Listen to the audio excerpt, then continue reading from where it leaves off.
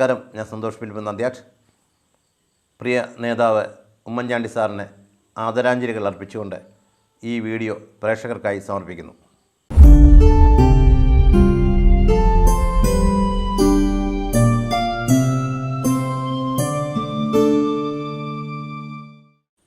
ജനകീയ നായകൻ ഉമ്മൻചാണ്ടി സാറിന് യാത്രാമൊഴി നൽകുവാനും അവസാനമായി ഒരു നോക്ക് കാണുവാനും മണിപ്പുഴ കവലയിലെ തടിച്ചുകൂടിയ ജനക്കൂട്ടത്തിനിടയിലൂടെ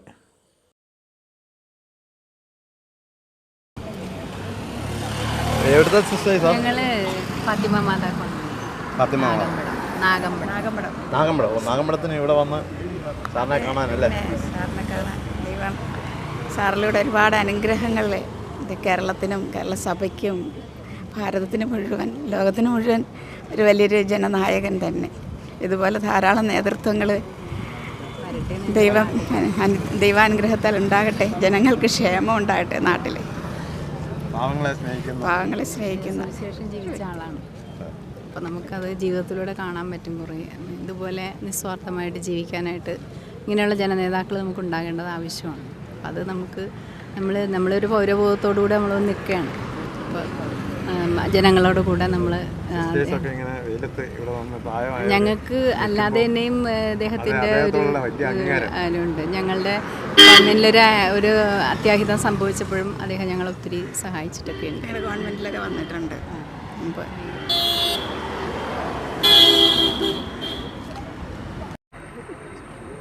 എത്ര നേരമായി ഇവിടെ നിൽക്കാതെ? സാറിനെ കാണാൻ ഒരു മണിക്കൂറോളം. സാറിനെ കണ്ടിട്ടേ പോവുള്ളൂ എന്നുള്ള സാറുമായിട്ടുള്ള അത്ര ബന്ധമാണോ? പിന്നെ 68 മുതലുള്ള ബന്ധമാണ്. ജനനായകൻ ലോകം കണ്ടിട്ടുള്ള ഇതുപോലെ യാത്ര ചെയ്ത് ജനങ്ങളുമായിട്ട് ഇതുപോലെ ബന്ധപ്പെട്ടിട്ടുള്ള ഒരു മനുഷ്യൻ ലോകത്തിൽ വേറെ ഒരു ഊണിലും ഉറക്കത്തിലും എല്ലാത്തിലും ശ്രദ്ധിക്കാറുണ്ട്. നമ്മുടെ വീട്ടിലെ അഗ്നിശുദ്ധി വരുത്തി പോവുകയാണ് പുള്ളി, വിശുദ്ധനായിട്ട് പ്രഖ്യാപിക്കും. ഏറ്റവും വലിയ കാര്യം.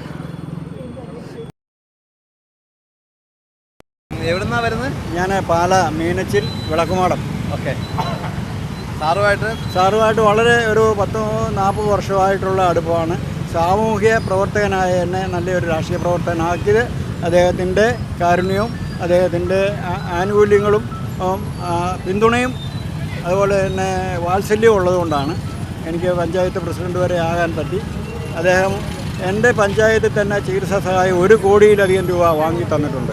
അതുപോലെ ഒരു കൊടുങ്കാറ്റുണ്ടായപ്പോൾ 3 മാസത്തിനുള്ളിൽ ഇരട്ടി തുകയുടെ അടുത്ത് കപ്പ മുതൽ വലിയ ജാതി ആഞ്ഞിലിമരം വരെ ഉള്ളതിന് കേരളത്തിൽ മൊത്തം അത് കൊടുക്കാൻ കഴിഞ്ഞിട്ടുണ്ട്. ഈ അടുത്ത നാളിൽ അദ്ദേഹം പ്രതിപക്ഷ നേതാവ് ഒന്നും അല്ലാതിരുന്നപ്പോഴും ഒരു ഹിയർ ഫോൺ 1.25 ലക്ഷം രൂപയുടെ അദ്ദേഹം വാങ്ങി തന്നു എന്ന് പറഞ്ഞാൽ അത് വളരെ ചെവി കേൾക്കാൻ മേലാത്ത കുട്ടി 10ാം ക്ലാസ്സിൽ A+, സമ്പൂർണ്ണ A+ ആണ്. ആ കുട്ടിയുടെ കാര്യം പറഞ്ഞപ്പോഴേ അദ്ദേഹം 2 ആഴ്ചയ്ക്കുള്ളിൽ അദ്ദേഹം ഗവർണറുടെ അടുത്ത് വെച്ച് കൊടുത്തു. അത് കഴിഞ്ഞ് പ്രധാനമന്ത്രിയുടെ 50,000 രൂപ കൂടി അവർക്ക് തുടർ ചികിത്സയ്ക്ക് കൊടുത്തു. അത് ഈ എന്ത് കാര്യം അദ്ദേഹത്തോട് സംസാരിക്കാം. വിദേശത്ത് പോയവരുടെയും സ്വദേശത്ത് പോയവരും അപകടങ്ങളൊക്കെ ഉണ്ടായാൽ അദ്ദേഹം ആ കാര്യങ്ങൾ നിർവഹിച്ച് തന്നിട്ടുണ്ട്. അവരുടെ ബോഡി എത്തിച്ച് തന്നിട്ടുണ്ട്. ഒരു കുട്ടി അപകട മരണം ഉണ്ടായപ്പോൾ 3.5 ലക്ഷം രൂപ അദ്ദേഹം ആ വീട്ടിൽ കാരണവന്മാർക്ക് കൊടുക്കുകയുണ്ടായി. അദ്ദേഹം വന്ന് കാര്യങ്ങളൊക്കെ ചെയ്തിട്ടുണ്ട്. അവിടെ ആർക്ക് സഹായം എത്തിക്കണേലും കാരുണ്യ പ്രവർത്തനത്തിൽ അദ്ദേഹം കഴിഞ്ഞാൽ ഇവിടെ ജീവിച്ചിരിക്കുന്നതിൽ അമൃതാനന്ദമയി ദേവിയും അദ്ദേഹമുള്ളൂ. ഇനി അദ്ദേഹം തീർച്ചയായിട്ടും സ്വർഗത്തിൽ മാത്രമേ പോവുള്ളൂ. 100 വർഷങ്ങളോ 200 വർഷങ്ങളോ കഴിഞ്ഞാൽ ഇതേപോലെ ഒരു മനുഷ്യൻ ജീവിച്ചിരുന്നുണ്ട് എന്ന് അടുത്ത തലമുറ നോക്കുമ്പോൾ അറിയത്തില്ല. മഹാത്മാഗാന്ധിയുടെ കൂട്ട്, അതുപോലെ യേശു ക്രിസ്തുവിൻ്റെ കൂട്ട് അത്രയും കാരുണ്യവാനായ ഒരു ഭരണാധികാരി എന്ന് പറഞ്ഞാൽ ഭരണാധികാരി, കാരുണ്യ പ്രവർത്തനം എന്ന് പറഞ്ഞാൽ കാരുണ്യ പ്രവർത്തനം, സേവന പ്രവർത്തനം എന്ന് പറഞ്ഞാൽ സേവന പ്രവർത്തനം. ഏത് കാര്യവും ഏത് കൊച്ചു പിള്ളേർക്കും പ്രാപ്യനായ ഒരു സാമൂഹ്യ പ്രവർത്തകൻ, കാരുണ്യമുള്ള ആൾ, വാത്സല്യമുള്ള ആൾ ആണ് അദ്ദേഹം. അദ്ദേഹത്തെ പോലെ വേറിച്ച് ഒരാൾ ഇനി ഉണ്ടാവത്തില്ല. അദ്ദേഹം തീർച്ചയായിട്ടും ഭഗവാന്റെ അടുത്ത് സ്വർഗത്തിൽ മാത്രമേ അദ്ദേഹം പോകുകയുള്ളൂ എന്ന് ഉത്തമ വിശ്വാസം എനിക്കും ലോക ജനതയ്ക്കും. ഇന്നിപ്പോൾ റെക്കോർഡാണ് അദ്ദേഹത്തിൻ്റെ മരണ ചടങ്ങുകൾ എന്ന് പറഞ്ഞാൽ ആർക്കും ഉദ്ദേശിക്കുന്ന പോലെ ഒന്നും നടത്താൻ പറ്റിയില്ല. ജനം എല്ലാ സ്ഥലത്തും പ്രവഹിക്കുകയായിരുന്നു. ആർത്തിരമ്പുന്ന ഏങ്ങലോട് കൂടിയാണ് ഞാൻ ടി വിയിൽ കഴിഞ്ഞ ദിവസങ്ങൾ ഇന്ന് രാവിലെ വരെയും കണ്ടുകൊണ്ടിരുന്ന ഏങ്ങലിടിച്ചല്ലാതെ അദ്ദേഹത്തിൻ്റെ കാര്യം ആരും പറയുന്നില്ല എന്നുള്ളത് അദ്ദേഹം സ്വന്തം സഹോദരൻ അല്ല സ്വന്തം കാരണവർ എന്നുള്ള നിലയിലാണ് എല്ലാവരും കരുതിയിരുന്നത്. എന്തായാലും അദ്ദേഹം സ്വർഗ്ഗത്തിൽ തന്നെ പോകും. ഇന്ന് മുഴുവൻ ചടങ്ങ് കഴിയാതെ വീട്ടിൽ പോകുന്ന പ്രശ്നമില്ല. അതുപോലെ കാര്യങ്ങൾ അദ്ദേഹത്തിൻ്റെ അടുത്ത് നിന്ന് സാധിക്കാൻ പറ്റിയിട്ടുണ്ട്. അത്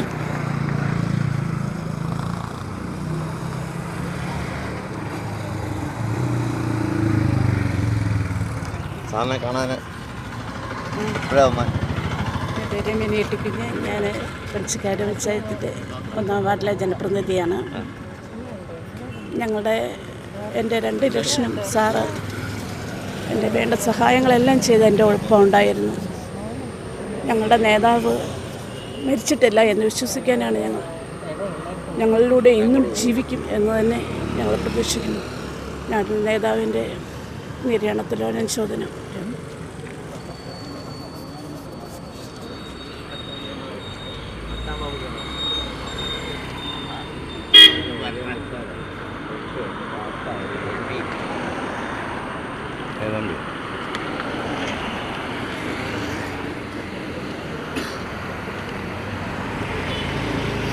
എപ്പോഴാണ് എത്തിയത്?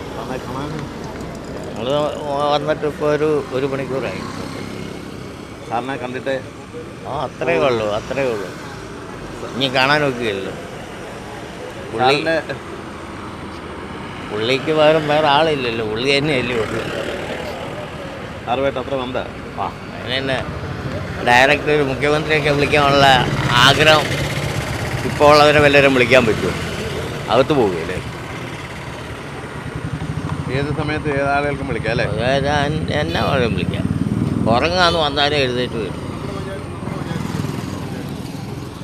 അത് ഇനി വേറൊരാൾ എൻ്റെ ആയുസ്സിലുണ്ടാവത്തില്ല, അടുത്ത ആയുസ്സിലും ഉണ്ടാവില്ല.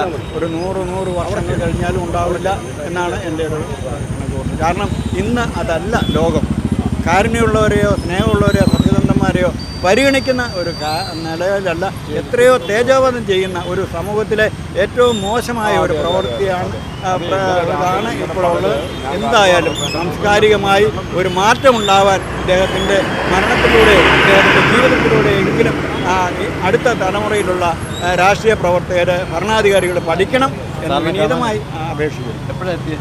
ഇന്നലെ 4 മണിക്ക് എത്തിയതാണ്. ഇന്നലെ 4 മണിക്ക് ഞങ്ങൾ ഇടുക്കിയിൽ നിന്ന് സേനാപതി മണ്ഡലം, രാജകുമാരി മണ്ഡലം, അങ്ങനെ 2 മണ്ഡലം കമ്മിറ്റിയിൽ നിന്നുള്ള ആളുകളാണ് ഇവിടെ എത്തിയത്. ഇടുക്കിക്കാരാണ്. ശരി. രാവിലെ ഇന്നലെ പോന്നു അല്ലേ? ഇടുക്കിയുടെ കിഴക്കേറ്റം. സാറിനെ കാണാതെ പോകത്തില്ല. ഞങ്ങൾ അടക്കൂടെ കഴിഞ്ഞ പോകത്തും. അടക്കൂടെ കഴിഞ്ഞല്ലോ. സാറുമായിട്ട് അത്ര സ്നേഹം. കാരണം എന്നാ സാറ് അത്രയുമായിട്ട്? ഞാൻ പെട്ടെന്ന് പറയാനാണെങ്കിൽ ഞങ്ങൾ രാജാക്കാട് ജനസമ്പർക്ക പരിപാടിയായി വരുമ്പോൾ ഇന്ന് അദ്ദേഹത്തിന് 6:30-ക്ക് അദ്ദേഹത്തിന് എറണാകുളത്തുനിന്ന് ഡൽഹിക്കുള്ള ഫ്ലൈറ്റാണ്, മീറ്റിങ്ങിന് പോകേണ്ടതാണ്. പക്ഷേ ഞങ്ങൾ 2 മണി മുതൽ ഒന്ന് അവിടെ ജനസമ്പർക്ക പരിപാടിയിൽ ഞാനൊരു ആംബുലൻസിൽ 2 സ്പൈനൽ കോഡ് ഡാമേജ് ആയ 2 രോഗികളുമായി അവിടെ എത്തിച്ചേർന്നു.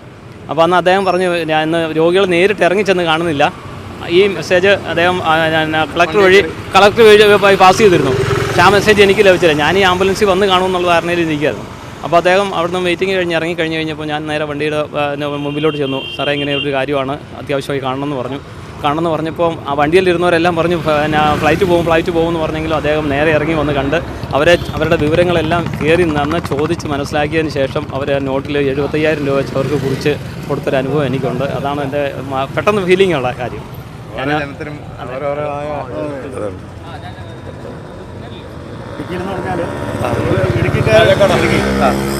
ഇടുക്കിക്കാരുടെ നേതാവ് എന്ന് പറഞ്ഞാൽ ഉമ്മൻചാണ്ടിയാണ്. ഇപ്പോൾ ഉമ്മൻചാണ്ടി സാറിനെ കാണുക എന്ന് പറഞ്ഞാൽ ജനങ്ങൾക്ക് വലിയ ആഗ്രഹമാണ്. അപ്പോൾ അതുപോലെ തന്നെ രോഗികൾക്കാണെങ്കിലും അസുഖം വന്ന് കിടന്നാൽ ആരെ കണ്ടാൽ സഹായം കിട്ടും എന്ന് ചോദിച്ചാൽ ഉമ്മൻചാണ്ടി സാറിന് മാത്രമാണ് ജനങ്ങൾക്ക് പറയാനുള്ളൂ. അതുപോലെ നമ്മുടെയൊക്കെ ഇടുക്കിക്കാർക്കൊക്കെ നിരവധി സഹായങ്ങൾ അദ്ദേഹം ചെയ്തു തന്നിട്ടുണ്ട്.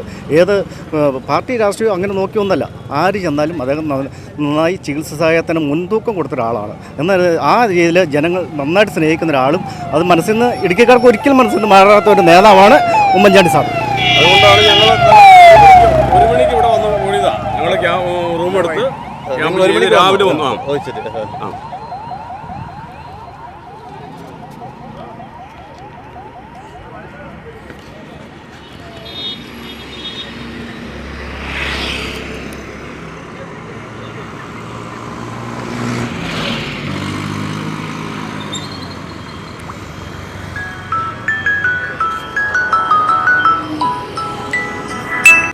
സാറിനെ കാണാൻ എപ്പോഴാണ് വന്നേ? 6 മണിയായോ? സാറിനെ കണ്ടിട്ടേ പോവുള്ളൂ അല്ലേ? സാറുമായിട്ട് അത്ര സ്നേഹമാണ് സാർ? എല്ലാം